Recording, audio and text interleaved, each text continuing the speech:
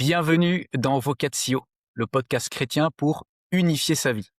Je suis Michel Pellabeuf, coach, et ma vocation, c'est de vous accompagner pour vous aider à vous révéler et à vous engager. Et par le coaching intégral, rassembler toutes les pièces de votre puzzle pour en faire une seule œuvre. Famille, travail, santé, vie intérieure. Que vous traversiez une période d'élan ou une tempête personnelle, ici on s'arrête. On respire et on cherche comment vivre une foi vivante et incarnée. Parce que c'est en se révélant que l'on peut enfin s'engager vraiment. Donc bienvenue dans Vocatio. Aujourd'hui, j'ai le plaisir d'accueillir Pauline Noack. Bonjour Pauline. Bonjour Michel. Merci de me faire cette joie. Ça va être un des thèmes qu'on va aborder. D'être Oui, là et certain. d'entrer dans cette compréhension de comment on peut avoir une vie un peu plus unifiée. Mais j'aimerais que tu puisses te présenter et nous dire qui tu es et ce qui fait qu'on est aussi là aujourd'hui ensemble. Alors c'est pas parce que je suis une maman, une épouse, que Dieu m'a choisie.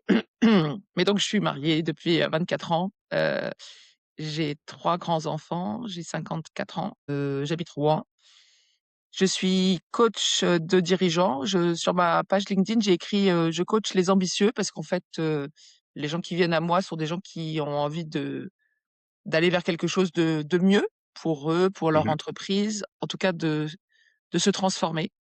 Avec une saine ambition. Et puis, j'anime aussi régulièrement, des événements professionnels, tables rondes, séminaires, conventions, parce que, bah, j'ai dirigé pendant 8 ans, une radio chrétienne qui s'appelle RCF, à Rouen pour la Haute-Normandie, et donc j'ai appris l'animation, de tables rondes, la distribution de la parole, heu, l'art oratoire, voilà. Donc ça me sert aujourd'hui aussi, au quotidien, enfin presque au quotidien. Mais très bien, merci beaucoup. Mais de fait, en fait, peut-être sans le savoir, je t'ai choisi pour tout cela. Mais c'est vrai que je t'ai d'abord connu dans ta fonction de coach, à travers le mouvement des entrepreneurs et dirigeants chrétiens.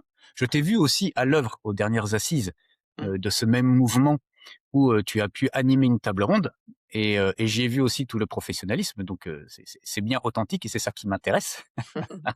Et puis j'ai découvert en te connaissant un petit peu mieux que tu avais beaucoup travaillé cette question de l'intuition. Et je le sais pour moi-même, c'est quelque chose de pas évident, peut-être même d'un peu contre-intuitif sur certains aspects, parce qu'on se fait des idées peut-être assez arrêtées. Et j'aimerais beaucoup que tu puisses nous donner ta définition de l'intuition et du lien que tu fais ensuite dans la vie de coach, de consultante ou même d'épouse et de mère. Mmh. Oui. Oui, oui, parce que ça c'est un sens ou en tout cas c'est une capacité qui peut, et qui doit s'exercer finalement dans toute sa vie, hein, et j'aime beaucoup de toute façon ton approche, Michel, de vie unifiée et d'accompagner tes clients, et c'est ce que je fais aussi, pour ce qu'ils sont en entier et pas seulement, pour la question qu'ils viennent te poser ou pour leur vie professionnelle uniquement.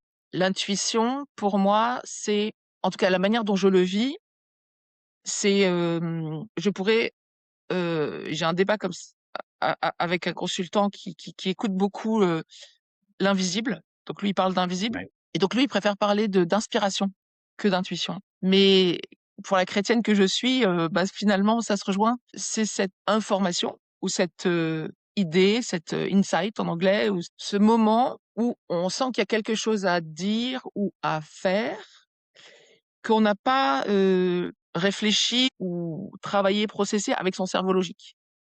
Oui. Ça vient trop vite. C'est quelque chose, de fugace, voilà, qui vient d'on ne sait où finalement, pour moi en tout cas, et en plus avec une forme de pression à l'utiliser. Donc une idée, une parole, quelque chose, Mmh. qui me vient et qui est là pour quelque chose. Ouais, Pour moi, très c'est bien. ça l'intuition. Et alors, quelles sont les conditions de l'intuition? Parce que si évidemment il semble qu'on n'a pas la main dessus parce que elle naît de quelque chose que l'on ne maîtrise pas. Ouais. Qu'est-ce qui fait que pour autant elle nous convient bien et donc on a cette envie intérieure d'y correspondre? Tu Mmh. dis que ça pousse à l'engagement, à la Mmh. mettre en œuvre. Quels sont les moments où cela peut se produire et est-ce qu'on peut le déclencher sans pour autant chercher forcément à la maîtriser? Mais comme on sait que c'est quelque chose de pertinent, d'aligné et peut-être même d'important, c'est une forme d'exigence en tout cas de pression intérieure, comme tu disais, de le mettre en œuvre. Comment est-ce qu'on peut contribuer? Ouais, je crois que ça demande d'abord de la confiance. De la confiance en Donc, soi, tu vois? De la confiance en ce qui peut advenir, ce qui peut m'arriver et confiance, voilà, qui exclut, la peur des conséquences de si j'utilise ça, que je ne connais pas, qui je ne sais pas d'où ça vient, mais ça s'impose un peu à moi. mmh, Et en coaching, par exemple, et c'est pour ça que j'ai consacré mon mémoire de coach à l'intuition, c'est que des questions, m'arrivaient sans les avoir, réfléchies. J'écoute mon client, bon, j'essaye de me rendre la plus et ça répond un peu à ta question. oui, Je lâche complètement le vouloir, le pouvoir, le savoir. Je suis là pour lui, à sa vitesse, pour son objectif. Je veux pas pour lui, je sais pas pour lui, je voilà, j'ai pas de pression à exercer sur lui pour l'emmener quelque part. ouais, C'est lui qui guide finalement le travail et donc là, je suis vraiment dans un lâcher prise par rapport à ce qui est en train de se passer, même si je suis garante du cadre de la séance évidemment et là une question me vient, je ne sais pas pourquoi elle vient maintenant et comme ça, mais heu, en parce que j'ai confiance dans le processus, parce que j'ai confiance dans mon intention et ça, je pense que le mot oui, intention est très important, bon, notamment en ouais, coaching. Cette intention que j'ai de l'aider, de le guider, de l'accompagner, heu, sur son chemin et pas sur le mien, avec mes talents que je mets à son service, donc vraiment ce don, que j'ai, fait que à ce moment-là, quand il m'arrive cette question-là, qui est forcément nourrie du contexte, mais que je n'ai pas, réfléchi, bah, je me dis: «Bah, qu'est-ce que j'en fais? Soit je la garde pour moi, mmh, soit je lui donne». Et bah, assez vite, je me suis dit: «Bon, bah», ou même presque très, très vite, même tout de suite, quand j'ai commencé à ressentir ça, je me suis dit: «Bon, bah, si elle me vient là, c'est que c'est le moment, donc je lui pose» et je peux te dire que ça n'a jamais eu de conséquences, mauvaises. oui, Parfois et je pense qu'on en parlera, on pense que c'est une intuition et en fait, c'est un tricotage quand même, du cerveau, mais ça n'a jamais eu de conséquences, négatives et ça a fait plutôt eu des conséquences positives dans le sens où parfois oui, ça m'a poussé à aborder des sujets qui étaient pas du tout sollicités par le thème de séance, mais qui étaient profondément, présents cohérent, et peut-être, dans l'inconscient de ma cliente en l'occurrence. On parle de bébé alors qu'elle est venue me voir pour une problématique professionnelle, donc on est vraiment très éloignés, mmh, mais son désir d'enfant qui est là, qui peut-être la travaille, sans qu'elle s'en aperçoive, bah, pour moi, il est venu, s'insinuer dans le sujet qui était pas du tout ça, mais 10 séances après, elle m'en reparle et elle me ouais, dit: ouais, Tu sais, j'en ai parlé avec mon conjoint et ça progresse» et moi, j'ai beaucoup d'émotions en plus quand je parle d'un sujet aussi éloigné, mais voilà et c'est pour ça que je parle de confiance, c'est qu'il faut vraiment, sentir, être aligné avec ce qu'on est en train de faire et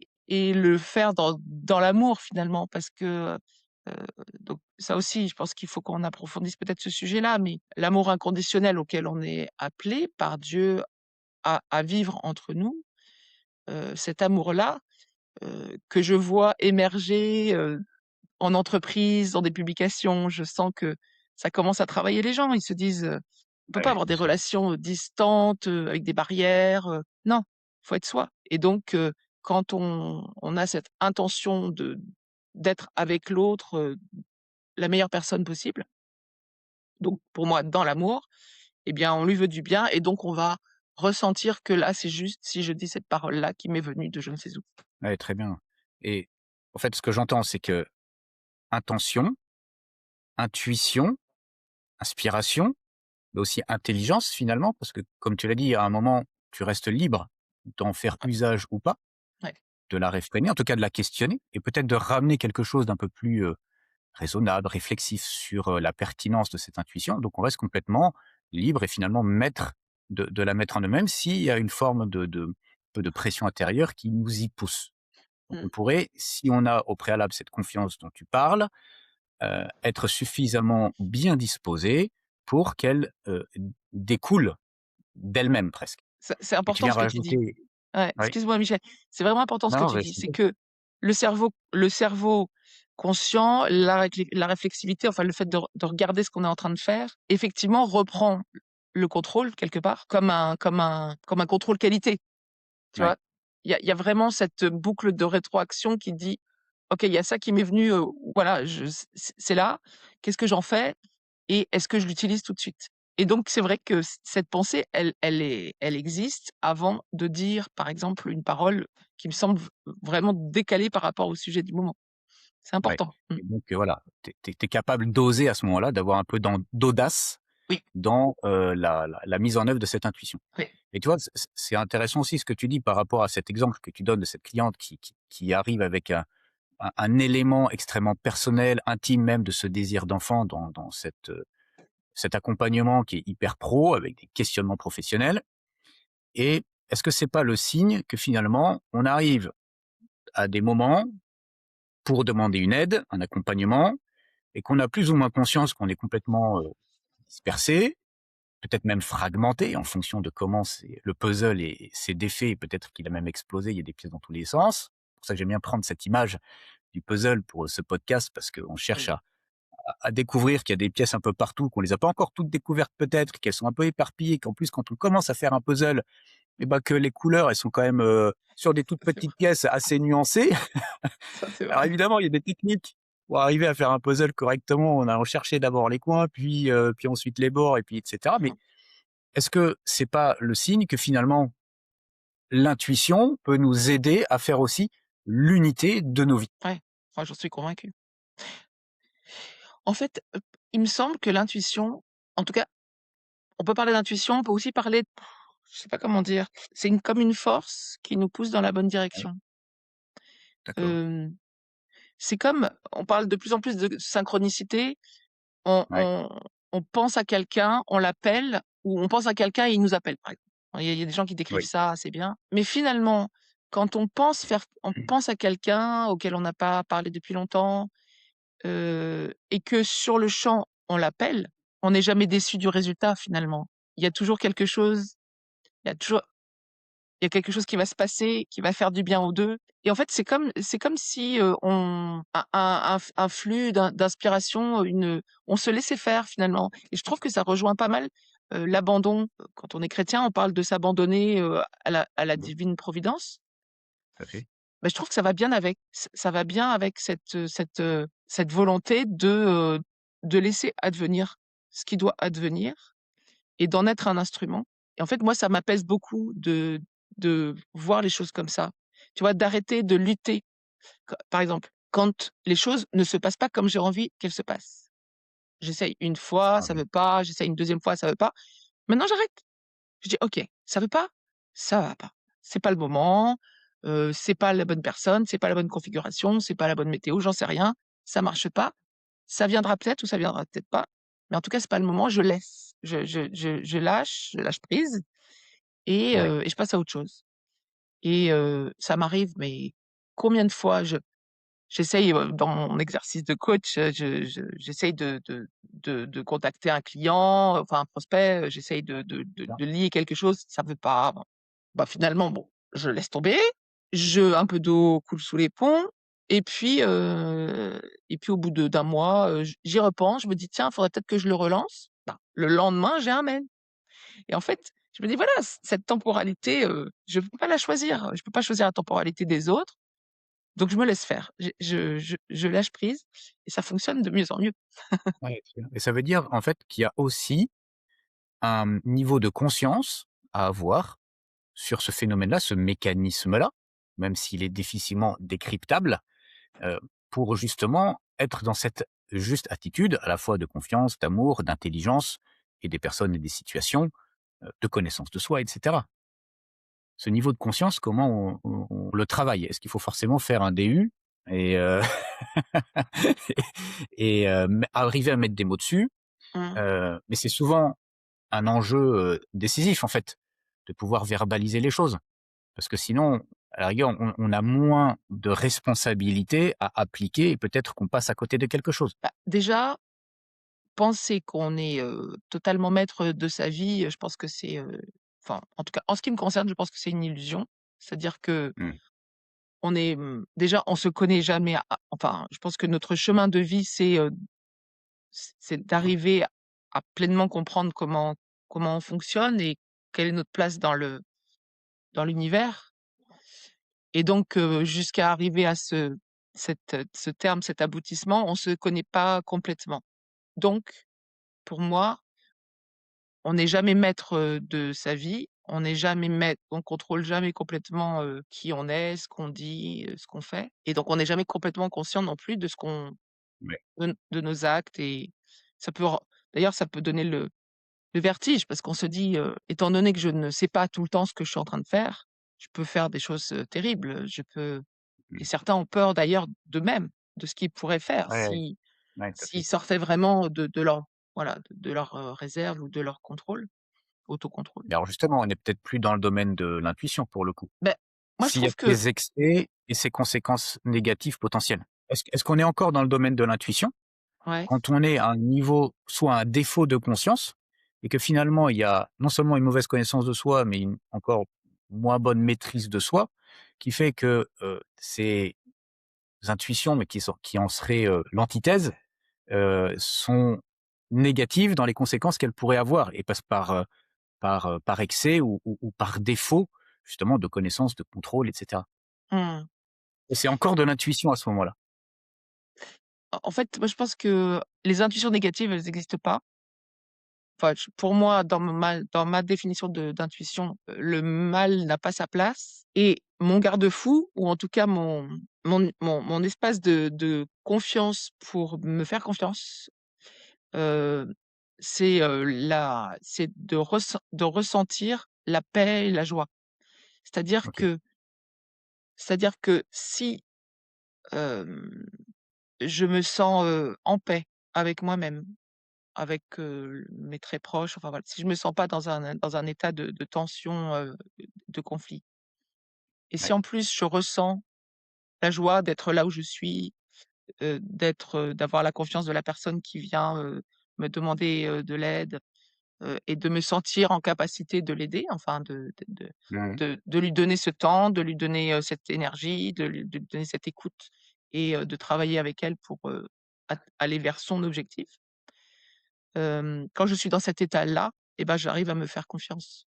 Il y a d'autres Ouais, moments il y a d'autres moments où je vais probablement, pas, hem, m'écouter parce que je ouais. suis dans un état de tension nerveuse qui finalement Mmh. heu, coupe Ce ses canaux. qui est intéressant, c'est que tu donnes là 2 critères vérificateurs Ouais. des bonnes conditions de l'intuition et Mmh. qui en sont même a posteriori, si on peut se questionner sur le bien-fondé d'avoir agi de telle manière, c'est l'état de paix et de joie intérieure. Ce qui n'empêche pas que ça peut être, dans un environnement un peu tumultueux parce que même si l'intuition, elle apparaît, couler de source avec, fluidité naturelle, pour autant ça peut se faire dans un climat qui lui ne l'est pas. Mais comme ça vient de l'intérieur de nous et qu'on demeure dans cet intérieur stable et que finalement, on peut vérifier par cette paix et cette joie qu'on ne s'est pas trompé. Mmh. C'est C'est incroyable. en fait, donc j'y avais pas réfléchi avant. La joie, je sais que c'est un état qui me permet de m'écouter et d'écouter donc ce qui me vient. La paix, tu vois, je l'ai ajouté là tout de suite à l'instant parce que j'ai essayé de repenser à ces moments, où je Ouais, ressens plus facilement des intuitions et ce que tu viens de dire est très intéressant, c'est qu'en effet, quand je suis dans une situation de crise, donc ouais. voilà, j'en ai pas une tout de suite, mais je sais que j'ai un calme inouï quand c'est la crise. C'est-à-dire qu'il peut y avoir des gens qui s'agitent dans tous les sens à côté parce qu'ils sont en train de paniquer et moi, je sais pas ce que c'est. En fait, je panique très peu, je suis, encore plus calme quand, il y a une crise Mmh. et en fait, du coup, ce calme me permet de prendre des décisions sur le moment, très rapides et ajustées, en fait, qui vont dans Ouais, le bon sens. Et ça rej enfin, c'est vraiment ce que tu dis, l'environnement peut être tumultueux, ça n'empêche pas que quand on se sent, en paix et heu, en confiance de ce qui peut arriver, mais ça veut dire aussi ne pas avoir peur de la mort, ne pas avoir tu vois, ne pas avoir peur d'un certain nombre de choses, j'imagine. ouais, Bah, ouais, voilà, il y a cette, comment dire? Observation ou ressenti de ce qui est en train de se passer et une décision qu'il faut prendre et on y va. ouais. À la fois, il y a quelque chose de très objectif, très réaliste. OK, c'est la tempête à l'extérieur, Ouais. mais il y a une expérience et puis finalement peut-être même une habitude qu'on a forgée de savoir entrer comme en immersion, les vagues au-dessus, voilà, mais dès qu'on va un peu aux profondeurs, on n'occulte pas, le mauvais temps qui est en surface et ça bouge. En Mmh, revanche, intérieurement, on est en mesure d'être dans cette observation qui fait que, j'identifie bien que moi je reste suffisamment en paix et dans une forme de joie, en tout cas de ce qui peut advenir de meilleur, comme tu le ouais. disais tout à l'heure avec une toute belle expression et donc à ce moment-là, je suis dans les bonnes dispositions pour laisser émerger, et c'est le mot de la mer encore, émerger l'intuition pour agir de manière alignée. Mmh. Ouais, ouais, c'est ça. Alors moi, ça me donne 2 réflexions parce que finalement, avec cette, compréhension qu'on a de l'intuition, on est comme à la charnière entre 2 niveaux. Il y a un niveau, j'allais dire plus psychologique et tu vois, dans un dernier épisode, on a abordé, le thème de la préparation mentale, de comment on pouvait rentrer dans un niveau de conscience de soi, de ses réactions et cetera, qui Mmh, fait qu'on était en mesure de réagir par rapport à ça, mmh, en appliquant très consciemment des protocoles comme de la respiration, par exemple, et qui devaient permettre une forme de lâcher prise. Et donc on est toujours en train à ce niveau-là d'essayer d'équilibrer nos 2 curseurs entre, force mentale, contrôle de soi et mmh, puis lâcher prise. Tu vois, mmh. l'image qui me vient à l'esprit, c'est celle du bain de glace. C'est quelque chose que moi je suis arrivé à pratiquer parce que ça m'a permis justement, non seulement de me reconnecter à mon humanité, de me sentir bien vivant puisque vibrer forcément quand tu te mets dans la glace, tu t'échappes pas au froid, mais tu ne peux pas y rentrer presque si, mentalement tu peux le faire l'effort un peu forcené, et en mode performance. Mais si tu veux le vivre et durer dans la glace, si tu lâches pas prise, si tu ne te détends pas, tu ne tiens pas. Ou Mmh. alors tu te fais mal et c'est contre-productif. Cet état d'esprit-là, il est très contrôlé, j'allais dire, même dans le lâcher prise. Ouais. Et l'intuition est quelque chose de différent. Et ça, c'est un premier niveau, un niveau psychologique. Il y a un deuxième niveau, c'est celui du spirituel. Et j'ai l'impression que l'intuition fait le lien un peu entre les deux, ou en tout cas qu'il est à la charnière, il y a un pont.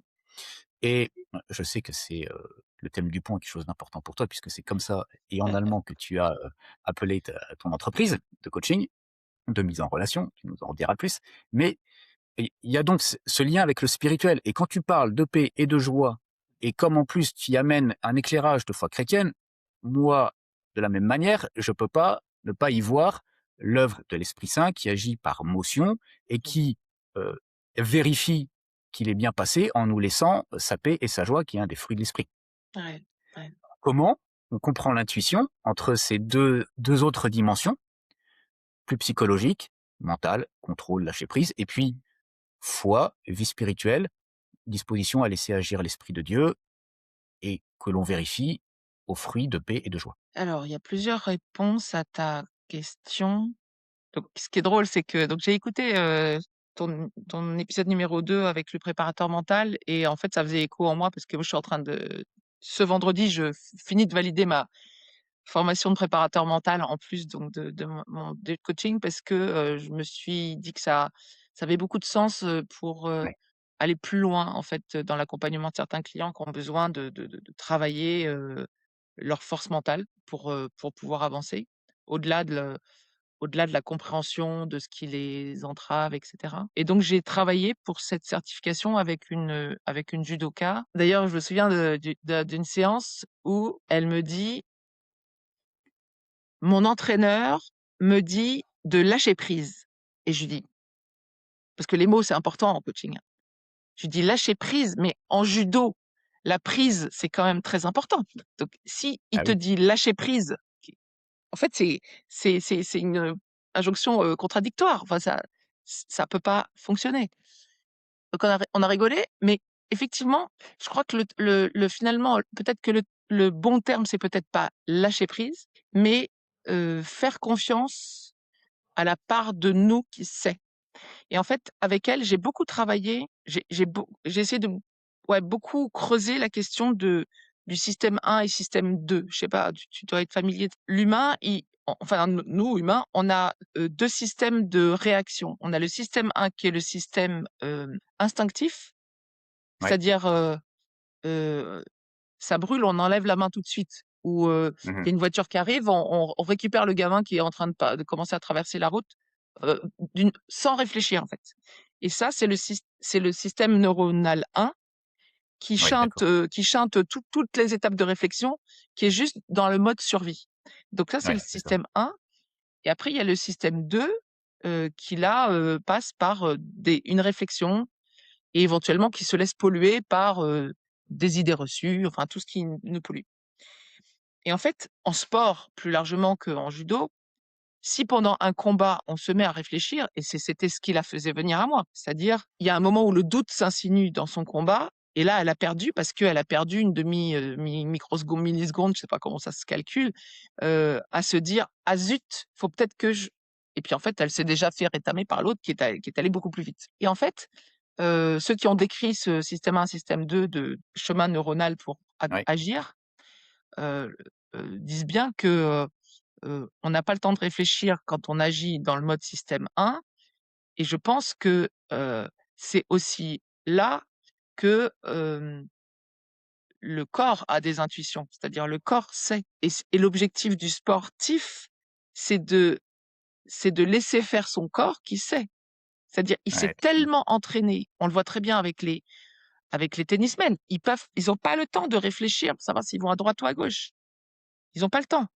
Et donc, s'ils réfléchissent, parfois ils vont aller dans la mauvaise direction, mais parfois ils vont aller, les gens vont se dire: «Mais qu'est-ce qu'il fait?» Et en fait, il est allé dans la bonne direction parce qu'il était tellement ouais, entraîné, son corps était tellement entraîné à réagir de la bonne manière que son corps a pris la bonne décision. Et en fait, on a beaucoup travaillé sur ce sujet-là qui est: quand est-ce que je laisse mon corps, performer, dans le meilleur de ce qu'il sait faire, sans le polluer avec mon cerveau conscient? ouais, ouais, Et juste pour finir avec elle, ce qui est très chouette, c'est qu'en judo, elle s'imposait, des exigences de performance, et du coup, elle réfléchissait trop pendant ses combats, et donc ça l'entraînait à pas toujours gagner. Mais on a fait un parallèle avec la danse qu'elle pratique par ailleurs, et elle me dit: «Mais je ne réfléchis jamais quand je danse». C'est-à-dire elle va apprendre une chorégraphie quand elle prépare un spectacle, par exemple. Mais pendant le spectacle, elle va pas réfléchir, une demi-seconde. Elle va tout dérouler et son corps va s'exprimer, et en mmh, fait, ça l'a aidée, par exemple, à faire ce parallèle entre, cet art qui est la danse et cet art qui est le judo, quand même un art martial, qui ouais, est là et aussi une épure du geste du corps dans le combat, pour résumer. Je pense qu'aujourd'hui, on fait pas assez confiance à son corps, et l'intuition, c'est pas forcément une idée, une question qui va me venir en coaching. Ça peut être aussi: de quoi est-ce que mon corps a besoin aujourd'hui, heu, pour rester en bonne santé? ouais, Est-ce bien qu'il sûr. a besoin d'une sieste? Est-ce qu'il a besoin de manger une banane? Heu, Qu'un bain de glace. Est-ce qu'il a besoin de se prendre un bon petit stress, froid parce que, ça va remettre quelque chose en, voilà. Ouais, bien sûr. Donc ça, c'est un premier élément de réponse. Ouais. Mais je trouve effectivement, juste pour rebondir sur cet aspect-là, que de fait, une des grandes valeurs ajoutées de ces exercices-là, d'être attentif à ses intuitions corporelles aussi, c'est justement une meilleure écoute de soi. Et des fois, je ressens effectivement l'envie, le besoin d'aller prendre une douche froide. Il y a des fois, je suis suffisamment libre et pas dans la performance pour en prendre un maximum le plus longtemps possible. Ça, j'ai dépassé ce stade-là. Mais de me dire, bah non, j'ai besoin de chaud aujourd'hui, en fait. Et Ouais, j'aime le chaud pour rassurer tout le monde. Mais, ouais, donc ça, c'est sur la partie plus, j'allais dire, psychologique, physiologique, ouais, ouais, préparation mentale. ouais.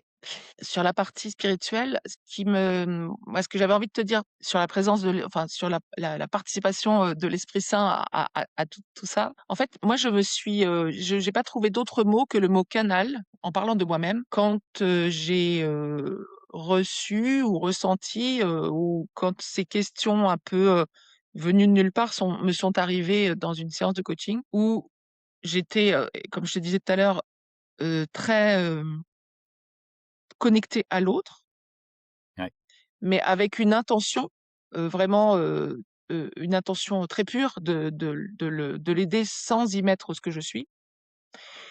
Et en fait, le ressenti que j'avais, c'était de recevoir ces questions plus que de les, donc, comme je disais tout à l'heure, de les de les travailler, hein, intellectuellement et bah, en fait, j'ai pas d'autre explication que je suis un instrument et donc je suis inspirée et comme je suis croyante, je pense que, le nom que je donne le plus facilement, c'est l'Esprit Saint que j'invoque, facilement, pour, dans ma vie en général, pour être Oui. la personne la plus juste, la plus voilà, la plus ajustée pour être avec les autres, en fait et Et donc ouais, ça veut dire que dans cette logique-là, l'intuition peut aller jusqu'à être déclenchée par l'acte de foi. En tout cas, ça fait partie de ces dispositions intérieures dont on parlait tout à l'heure. oui, mais tu vois, quand tu dis acte de foi, ça fait un peu peur. Tu vois, je sais pas comment, les gens qui vont nous écouter, Ils nous le comment diront dire? en commentaire qu'ils n'hésitent pas.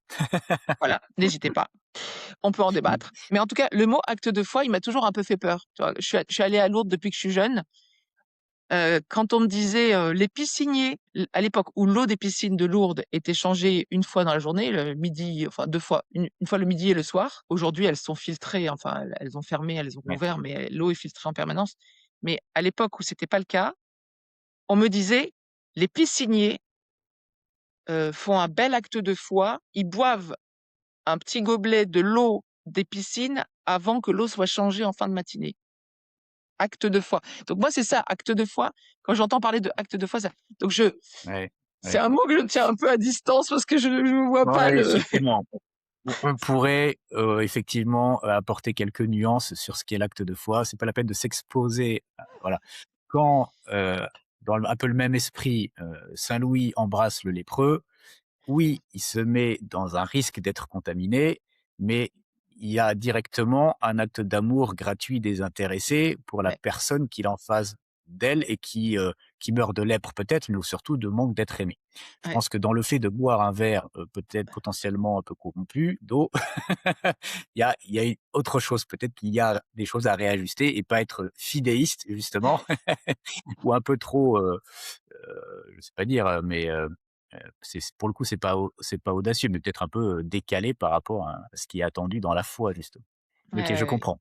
ouais. Mais donc si tu utilises pas l'expression acte de foi, comment tu le dirais justement pour dire, bah, qu'il y a une disposition intérieure à laisser Dieu agir? Bah, en fait, c'est la disposition générale de ma vie, de plus en plus, en fait. Donc je suis loin d'être arrivée, au bout de mon chemin de foi, mais de sainteté, mais Ouais, d'une manière consciente, j'y travaille et hier, je lisais un article, que tu as peut-être vu de Lacroix qui parle, des coachs chrétiens. oui, tout à fait. Pour moi, Jésus est un mentor dans le sens où, dans toute la vie publique qu'on connaît, dans les 4 évangiles, il nous montre le chemin. Voilà, en tout cas moi, il inspire beaucoup ma manière d'être au quotidien. Voilà, je lis ou j'écoute l'évangile, du jour presque chaque jour et ça me guide et ça m'apaise parce que je vois que, c'est, dans cette attitude-là, dans cet, accueil, de chacun tel qu'il est, dans le dans l'exercice d'aimer dans le sens, accueillir de manière inconditionnelle, chacun, que je me sens la plus apaisée, la plus heureuse, la plus joyeuse. Tu vois? Je dirais pas acte de foi dans ce qui se passe, quand je reçois cette inspiration ou cette intuition, mais en tout cas, ouais, je me sens aimée, enfin je me sais aimée de Dieu. J'ai reçu, la mission d'être la meilleure personne possible, pendant ma vie terrestre. Heu et donc en m'y appliquant, bah, je me sens en fait, c'est un peu comme, des coups de pouce pour aller encore plus vite dans la bonne direction, Ouais, ces ouais. intuitions. Est-ce que l'intuition est une grâce alors? Ah oui! Moi, j'ai l'impression de recevoir des cadeaux, toute la journée, Ouais. tout le temps. Mais oui, je rends grâce et oui, on peut dire que c'est une grâce. Oui, enfin, ça me va bien. J'y avais jamais pensé comme ça, mais ça me va bien. Parfait. Il y a une chose sur laquelle j'aimerais revenir parce que tu as une phrase assez forte sur, le fait qu'il faut savoir laisser s'exprimer chacune des parties de notre corps pour justement libérer l'intuition, permettre l'intuition. Et j'ai l'impression que dans nos esprits très fragmentés et assez cartésiens où tout est en silo comme ça, où tout est compartimenté, Mmh, il y a le spirituel, le mental, le psychique, l'émotionnel, le physique, le charnel, enfin voilà. Et on est comme ça en étage ou en silo, peu importe l'image, elle est quand même un peu biaisée. Et j'ai l'impression que l'intuition, elle vient justement permettre de réunifier un peu les choses. Parce que selon aussi notre personnalité, notre histoire, la manière dont on se connaît, dont on ressent les choses, elle peut s'exprimer soit plutôt sur la dimension de l'esprit par une idée, mais elle peut aussi apparaître plus au niveau du cœur par une émotion, mais aussi par des réactions physiques, donc au niveau du corps. Et comme tu le disais par rapport à cette judoka, qui elle, pour le coup, s'est particulièrement bien saisie de cette dimension corporelle, une question de survie dans ces combats, encadrés, très bien. Mais il y a de ça. Comment est-ce que on peut arriver à comprendre l'intuition dans ces différents domaines de vie, dans ces différents parts de notre être? Tout à l'heure, tu parlais de peur. La Mmh. peur peut être l'indicateur de ce qu'une intuition a du mal à se faire entendre, qu'il y a une résistance, et qu'elle peut s'exprimer, à ces différents niveaux. Émotionnels, parce que la peur est une émotion, mais alors ça va générer, des images, plein de choses qui vont, être ressenties. Mais ça peut être aussi des idées noires, parce que forcément c'est lié, mais ça peut être aussi des réactions et c'est souvent le cas et c'est peut-être même souvent d'abord par là qu'on le perçoit, des réactions physiques, de tension, de contracture, de palpitations, de transpiration et cetera. Mmh. Comment on arrive à discerner, bah, voilà, que ici ça me parle de ça, mais moi je fonctionne plus sur un mode, qui est à ce niveau-là. Enfin, comment est-ce qu'on arrive à y voir un peu plus clair dans tout ça? Parce que quand l'intuition commence à se manifester, ça peut être assez, ébranlant. Je pense qu'une clé, c'est de vivre au présent. C'est quelque chose que je m'efforce de faire de plus en plus. Je pense que c'est la période du covid qui a bougé beaucoup de choses, en tout cas pour moi. Cette période, elle nous a forcés à, regarder la mort en face et Mmh. elle nous a forcés à nous poser des questions, existentielles sur nos essentiels. Tu te souviens de tous ces Ouais, débats sur ce qui est essentiel, pas essentiel? ouais, Peut-être qu'à notre âge, ça a été moins fort, mais on voit bien que pour nos jeunes, ça a créé une forme de de disparition d'une rupture. visibilité à long terme, tu vois? Mais en tout cas, je pense que je suis ressortie de là avec une, forme de retour au présent. Je pense que ça vient de là, en tout cas, où, j'ai compris que ça servait à rien de me projeter. Ça servait à rien. J'étais déjà pas tellement dans l'avenir, c'est-à-dire j'ai jamais été carriériste, j'ai jamais trop calculé, ce que l'avenir me préparait, Ouais. mais ou ce qu'il fallait que je fasse pour que l'avenir me plaise. Mais aujourd'hui et c'est peut-être aussi, la force de l'âge, c'est-à-dire que comme on a, heu comme on a, un peu moins de mémoire en vieillissant, bah, peut-être qu'on reste dans sa mémoire immédiate, j'en sais rien, hein, mais c'est peut-être complètement farfelu ce que je viens de dire. Mais en tout cas, j'ai de plus en plus de facilité à vivre au présent, mais du coup, je sais même pas ce qu'il y a sur mon agenda de demain, quoi. Mais je me fais Ouais. suffisamment confiance pour, avoir des grosses briques quand même dans ma tête pour pas oublier des choses importantes. Par exemple, d'autres rendez-vous de ce matin étaient bien présents dans mon esprit. Mais, et je pense que c'est salutaire, sincèrement, de revenir le plus souvent au présent, parce que ça nous permet de nous réjouir de ce qu'on a. Ça nous permet de voir les cadeaux que la vie nous fait au quotidien. C'est pas du tout anxiogène puisque on arrête Ouais. de projeter sur l'avenir, ce qui pourrait se passer, toutes nos peurs et en fait et du coup, ça nous rend plus présents à nous-mêmes aussi. Oui, puis on considère aussi que le ce qui est passé et qu'on doit se détacher des conséquences qu'il peut avoir même dans le présent aujourd'hui. Exactement et effectivement, ce qui est passé, ça nourrit notre expérience. Ce qui va venir, eh bien, on est curieux mais voilà, on peut pas enfin, on le prépare mais on peut pas l'anticiper complètement. Et du coup, bah, pas per faut pas perdre son temps. Autant vivre ce qui est à vivre, maintenant. On sait pas de quoi demain est Ouais. fait. Je vis l'instant présent de mieux en mieux et en vivant l'instant présent, et ben, j'écoute mieux ma tête, mes émotions, mon corps, mes envies, mes besoins. Ça participe d'abord à l'unification, ouais, ça participe à ma réintégration, de tout ensemble et à ma capacité à écouter, ce que mon intuition, me dit. Ouais, donc il y a quand même des éléments extrêmement déterminants quand il s'agit, d'intuition. c'est l'intention, toutes ces dispositions intérieures conscientes, on parlait de conscience, d'intelligence parce qu'au finalement, on a appliqué aussi notre responsabilité. Tu parlais tout à l'heure d'un canal. Bah, sur ce tuyau de canalisation, il y a une vanne, c'est celle que j'accepte, moi, d'ouvrir et j'ai la main dessus, pour le coup. Oui. Donc je pourrais, ne pas laisser passer cette intuition-là. Mais on a dit aussi qu'elle venait avec une certaine force qui nous pressait à. Ça me fait penser à cette expression de saint Paul qui dit, «La charité, l'amour me presse» et certainement qu'il y a ça Mmh. dans l'intuition et tu voulais qu'on en parle justement de l'amour et Mmh. donc quelle place on lui donne? Surtout si là, on a fait le lien entre tout ce qui était, j'allais dire plus physiologique, psychologique avec le mental et puis le spirituel où on a convenu que c'était une grâce et dans la grâce, qui est un cadeau comme tu le disais, ben, c'est un présent et tu disais aussi que la grande vertu finalement le grand bénéfice de l'intuition, c'est de vivre dans le présent et en jouant sur les mots, on voit, toute la l'épaisseur de l'intuition et de la vivre dans le présent, maintenant, en me dissociant du passé et de ses conséquences potentiellement négatives, mais le passé est passé, et me projeter peut-être, mais maintenant, sans anticiper l'avenir, qui est le lieu potentiel de toutes mes peurs, et donc de vivre dans toutes les dimensions de mon être cette unification, et ça, c'est peut-être même le trésor de l'intuition. Oui, et l'amour, donc parlons-en. On est appelé à s'aimer pour bien aimer les autres et je pense que, ce que je disais à l'instant qui est, en écoutant, en s'écoutant, en étant au présent et en écoutant, ce que notre corps, veut bien nous dire, Mmh. on va beaucoup mieux prendre soin de soi, donc s'aimer de mieux en mieux, même si on n'a pas forcément tous grandi, dans cette, attention à soi. Voilà, moi j'ai plutôt grandi dans l'attention, et le service aux autres. Ouais.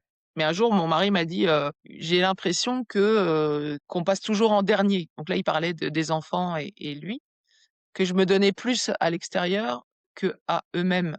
Mais si on remonte encore plus haut, j'étais la dernière que j'écoutais finalement. J'écoutais déjà pas beaucoup ma Mmh. famille, mais alors moi, z et donc en fait, il f voilà, i remettons les choses à leur place. Nos essentiels, c'est d'abord nous, parce que si on se porte pas nous, si on prend pas soin de nous, bah, on s'écroule et on n'est plus bon à rien. Ensuite, bah, nos proches, enfin voilà, c'est ceux qui nous donnent le plus d'amour et qui nous aident, nous, à nous construire aussi, à continuer à avancer dans l'amour, dans un juste, échange et ils sont très importants et donc ils sont plus importants que ceux qui sont à l'extérieur de notre cercle, intime.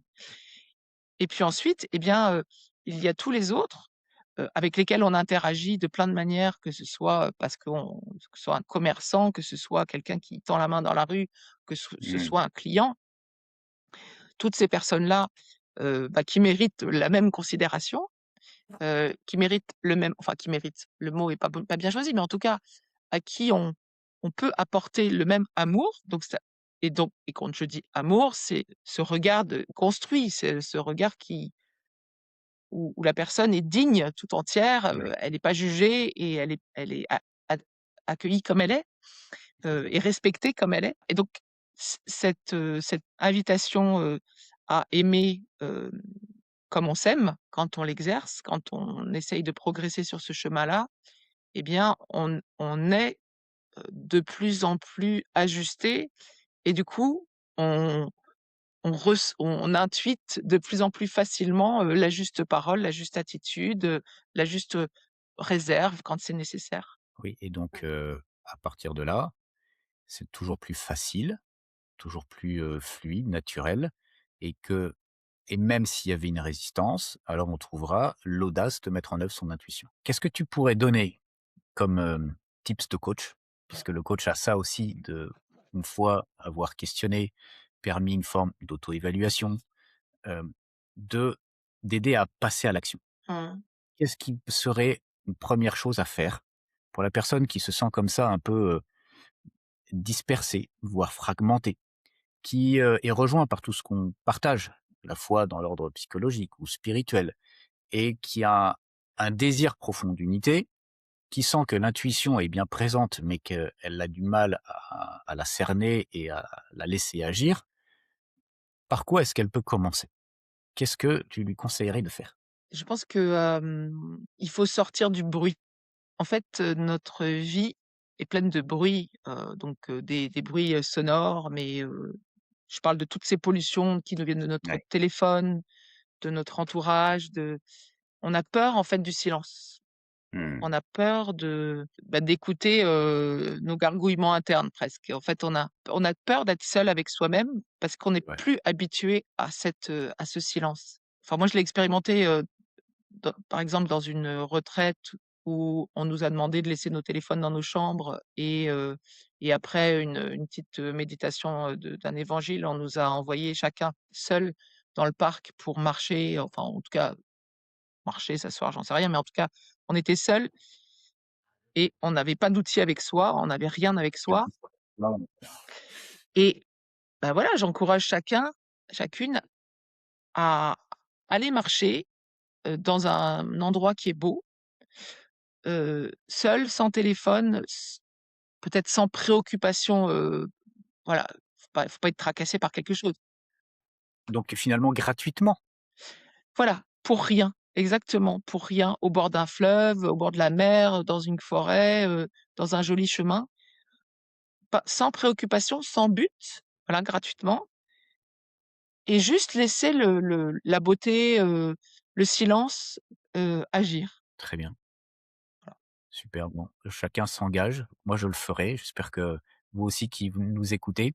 J'aime beaucoup cette, thématique de dépollution. On l'a évoqué dans un autre, épisode du podcast avec Jean-Guilhem Xéry, qui parlait des pères de l'Église, des mères de l'Église et de leur héritage. La première chose qu'il invitait à faire quand un novice, un accompagné allait voir, là-bas le père pour avoir, un conseil, c'est: «Ah bah, assieds-toi et apaise ton esprit» et qu'il invitait justement à ce silence et la première dimension à laquelle il fallait s'attaquer, parce que ça peut être de ce niveau-là, c'était de dépolluer son esprit de tout ce qui pouvait l'encombrer. Donc voilà aussi un beau lien et un conseil très judicieux. Merci beaucoup Pauline. Je t'en prie. J'aimerais que les gens puissent te retrouver. Je vais mettre le lien sous cette vidéo pour qu'on puisse te retrouver sur les réseaux. C'est quoi? C'est LinkedIn qu'il faut mettre? Oui. Ah oui, Oui, c'est bien pour comme ça, très bien. merci. Puis bientôt tu auras ta chaîne YouTube et on aura tes J'y enseignements aussi. réfléchis. Mais voilà, c'est important pour moi que non seulement les gens s'abonnent à la chaîne, mais te connaissent, puissent commenter, qu'on puisse continuer cet échange et par Oui, rapport aux questions que ça aurait suscité, bah, qu'on vienne y répondre et que s'ils veulent rentrer en contact directement avec toi, bah, ils te retrouvent. Et ça, c'est important pour moi aussi. merci. Donc merci beaucoup Pauline. Avec joie, Michel. Bonne journée.